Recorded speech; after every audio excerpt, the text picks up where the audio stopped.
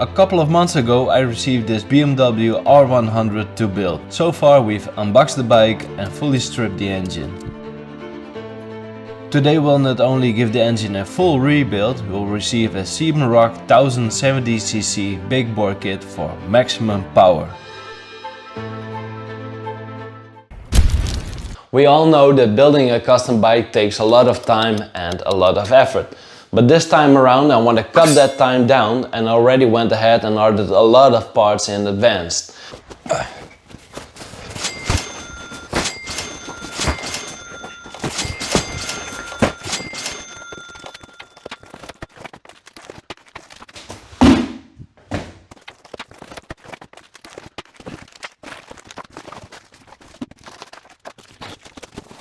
Well, like mentioned in the previous episode, it will be all new everything. I guess we weren't lying about that. So first things, the cylinder head, fully rebuilt, new valves, springs, seats, got blasters, so that's all good to go. The only thing that we need to do is Cerakote it. For the gearbox, it also got fully rebuilt, so all new bearings, all new seals, etc. The gears were all good. So it's also blasted, so the only thing that we need to do is paint it with 2K satin black. The seat, the battery fluids, and also got some tank cure because this right here, the older style fuel tank, so that will go on the bike instead of the newer fuel tank that the bike came with originally. And the electrics, so the rack from Rick's Motorsport, the full Motogadget stuff, like everything you could order, from the wiring loop to indicators, mirrors, the switches, the Motogadget M unit with the Bluetooth, the grips, and the Speedo, Cerakote graphite black, and basically everything that you could order for the engine is right here. Yes, finally, the box has finally arrived, so I waited quite a long time for this, so let's open it up and check what's inside. Right here we got the big bore power kit from SIEBENROCK. This is a plug and play kit for the R100, but first fun fact about the R100, that it isn't a 1000cc like you maybe think it is. It's actually a 980cc, but with these new cylinders it ups the capacity with almost 10% to 1070cc. New pistons, new gasket sets, new con rods, new camshaft. When you put the SIEBENROCK kit beside the original stuff, you can really tell the difference. Not only is the piston just half the length of the original one, when we put the original one on the weighing scale, it says, it's kind of hard to see, but it's close to 700 grams. And the one from SIEBENROCK only weighs 400 grams. And the same applies for the con rods. So again, the original one 600 gram, and the one from SIEBENROCK 450 grams. Not only the weight of the con rods, also the length, so the one from SIEBENROCK is substantially longer. I put a ruler in the center line for this one, and you can see that the stroke is almost or as good as 1.5 centimeters longer. And when you put the camshafts beside each other, you can also tell that the one from SIEBENROCK is higher compared to the original one. And last thing right here, the difference in the size of the cylinder. So the original one and the SIEBENROCK cylinder, yeah, there's enough space.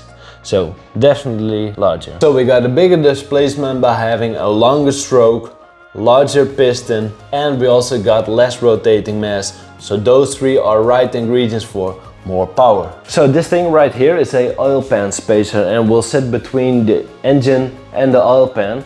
And because of the height of this part right here, it increases the oil with almost 3/4 of a liter. So the engine oil has more time to cool while riding and also ensures for less duty cycles throughout the engine. Now it's time to dig a little bit deeper into the engine, so I have to get the con rods out, and therefore I had to order this tool right here. So it's called the triple square bit. And then I can get the timing chain off in order to get the older camshaft out and replace it with this one right here. And after that, it's time for paint.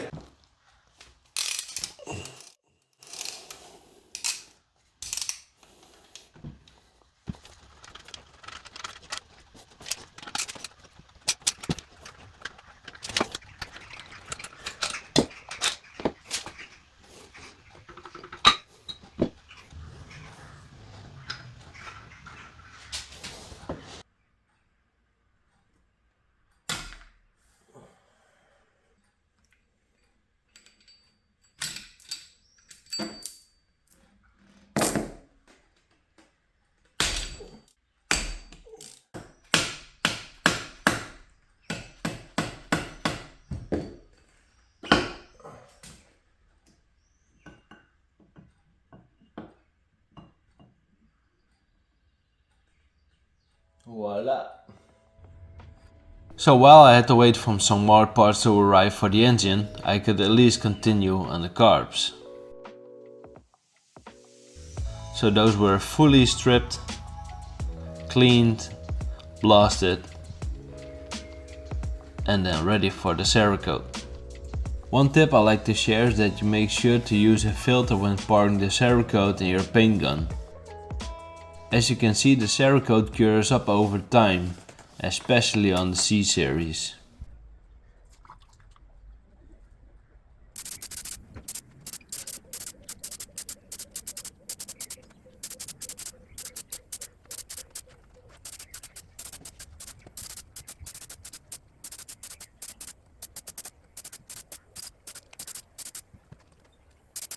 It's been a couple of days since I painted the carburetors with the Cerakote, and right now it's all cured up and also cleaned the inside.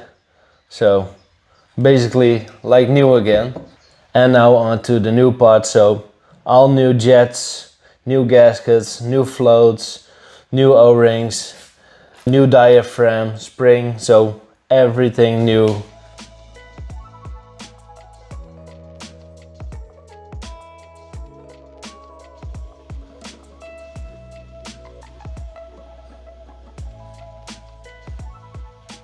Fast forward a little bit, so everything went to the blaster and got everything cleaned in the acetone and went ahead and masked everything up. But I still need to do some final cleanup on the engine, and also the gearbox and the final drive are now also ready for the paint right there. Same as always, I'll use my DeVille Biz detail gun for the parts that I paint because they're all small parts, so the detail gun will do just fine. And then on to the paint, so I'll be using the Sailor Mix. It's a DTM, which stands for direct to metal. It has a 4:1 ratio and it has a 10% gloss to it. Don't forget to use a filter so you don't want to have small particles inside your paint gun or in the paint itself.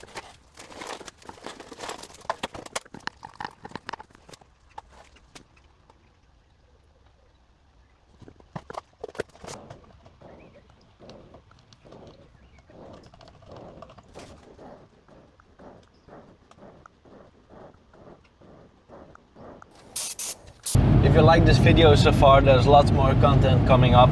Also about my new daily, new build and future build. So please like this video and subscribe. Now let's get on with the video.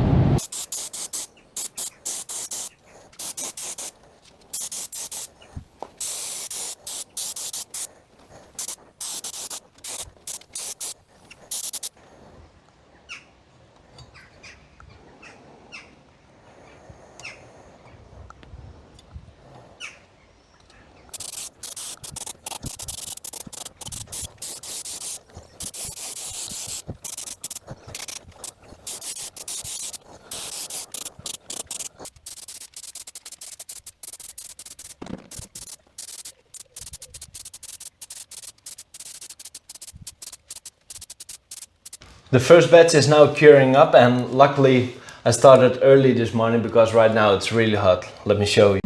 So I got this in the sun and it says, let me get inside, 40, almost 43 degrees in the sun. So I have to wait until it cooled down a little bit. So I got the gearbox all done for paint. And as I said earlier, the engine just needs a little bit cleaning and just masking up. So best thing to get a nice spot in the shade and continue working on that. So while enjoying the summer temperature, I did a final scuff and wipe down before I started masking off the engine. By the way, if you're interested in a full documentation on how to rebuild an R100 engine yourself, that's on my channel. Just check it out. It's almost past 6 o'clock and right now the temperature is acceptable again for painting the gearbox and the engine. So everything degreased, now time for paint. I'll start with the light coat and work my way up from there to eventually get a nice solid dark shade.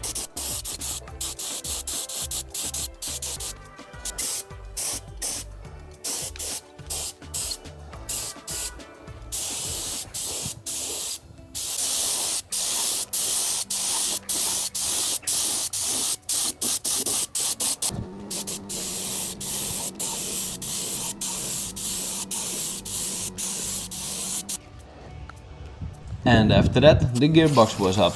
And like shown, make sure to go over it with some compressed air just before painting. Just to make sure there's no dust trapped in any tight corners.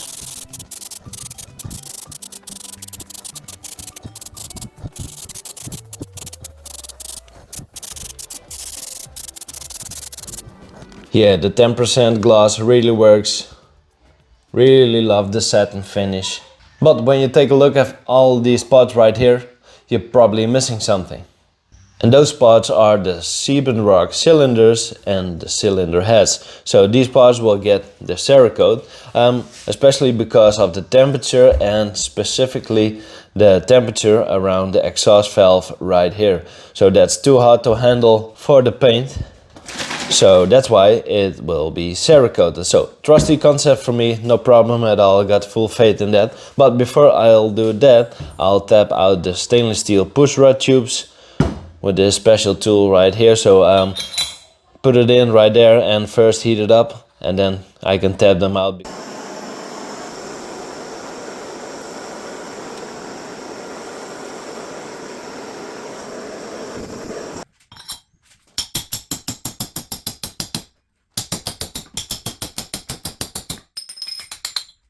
Fast forward a little bit where the heads and cylinders got Cerakoted and the stainless steel push rod tubes were tapped back in.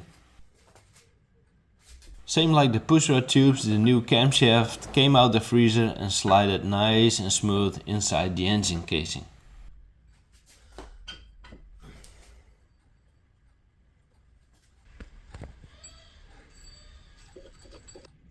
Then continue on with the new timing chain, slide rail and tensioner.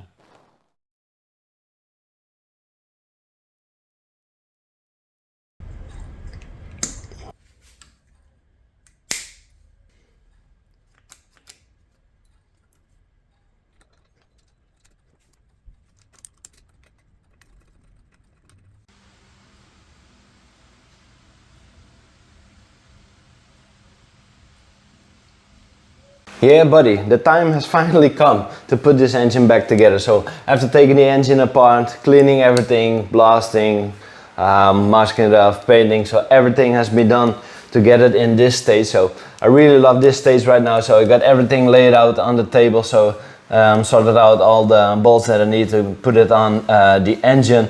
And as I showed earlier on the video, put in the new camshaft, new bearing, new chain. So everything is sorted out, so I got the manual with me, so time to put the sucker back together.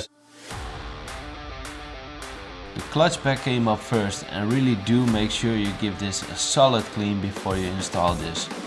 From factory they put oil on these parts to prevent it from rusting over.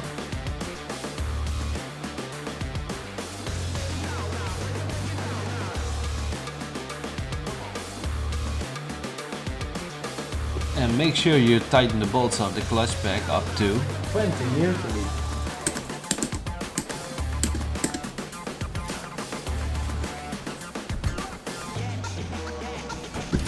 After turning the engine on its back, the metering service can be given a solid decrease once more. But before we install the SIEBENROCK oil pan extender, the oil pickup point needs to be installed. So with a touch of Loctite that found his place, and after that the extender can be installed along with the oil pan.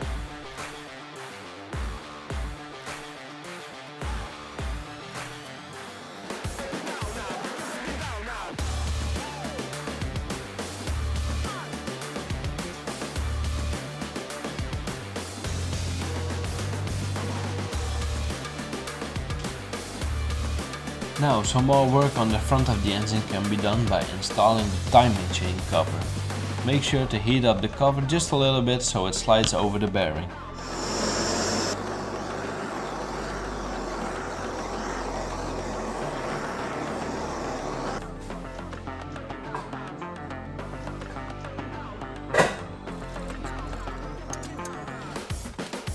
With the cover all bolted up, the rotor needs to be torqued up too. How much? 25 Newton meters.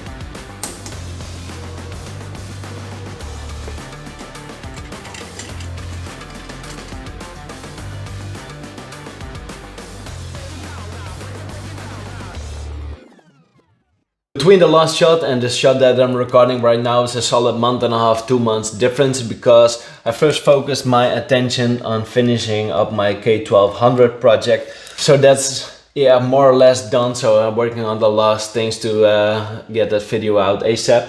And also I was waiting for the new conrod bearings to come in, because those weren't included in the SIEBENROCK big bore kit. Those are in right now, so the last thing that we need to do is finishing this all up on that side of the engine, and that's all done for the engine rebuild. We're on the home stretch now. The conrod bolts needed to be elongated. That's another word for stretching. First off, the bolts needed to be tightened down to 36 Nm. Then loosened, tightened again to 36 Nm, loosened up again, and then for the last time, yeah, correct, tightened up to 36 Nm. Job done.